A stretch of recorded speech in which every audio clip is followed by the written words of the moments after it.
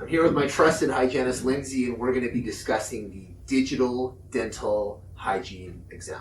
So in our office, we've really simplified our recall evaluation. We utilize an acronym, WORP, with Wear, Occlusion, Restorative, and Perio. And Lindsay's going to discuss how we go through that in a recall examination after the dentist has prompted them to start that discussion.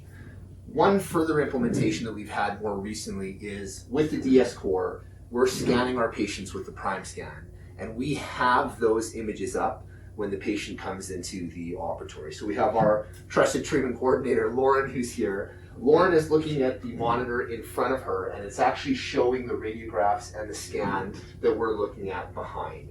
So we can navigate and we can toggle this image, rotate it over. We can look at it from the occlusal perspective to see what recession is present, wear patterns are present, etc. And that of course enables the patient to see the same thing, and that allows us to facilitate that concept that we've been discussing throughout this presentation, co-discovery. So I come in, we have pleasantries, I ask Lauren how her day's going, whether she screwed up any insurance submission today, etc.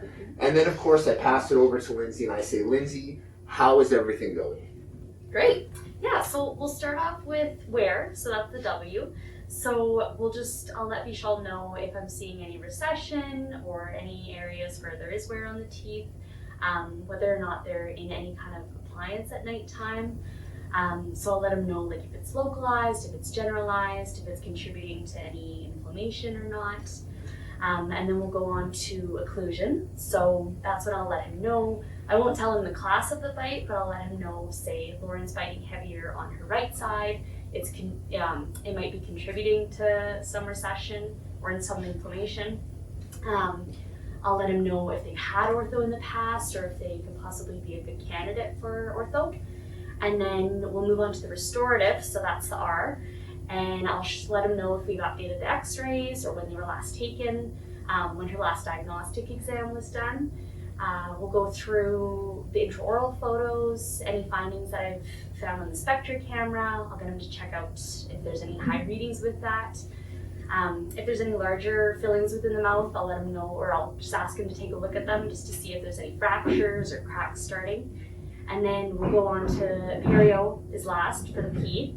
So I'll let him know how often they're coming in, so every 3 months, every 4 months, or every 6 months. If they fall into the red, yellow, or green category, just meaning red category would be more so that they're coming in every 3 months. They're at higher risk for periodontal disease. So they're a smoker, they've got quite a bit of bleeding, quite a bit of inflammation, calculus buildup.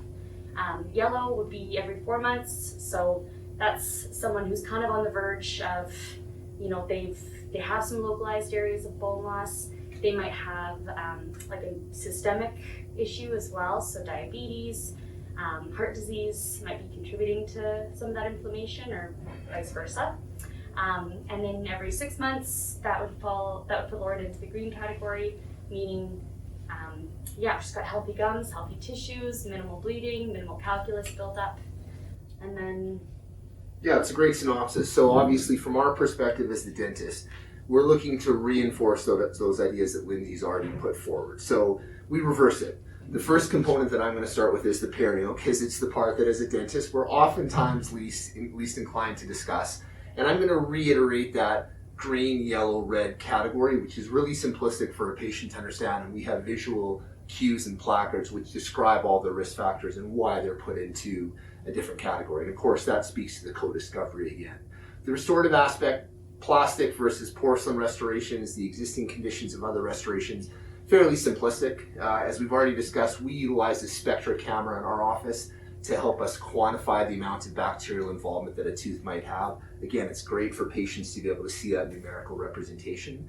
And the O component is really just the occlusion, discussing whether there's orthodontic issues.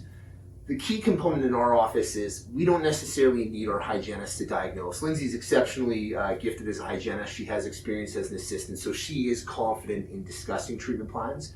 But really for most hygienists, we just want them discussing the problems or issues they're seeing or health-related aspects related to perio. Is there recession caused by an imbalanced bite? Are we having inflammation caused by crowding?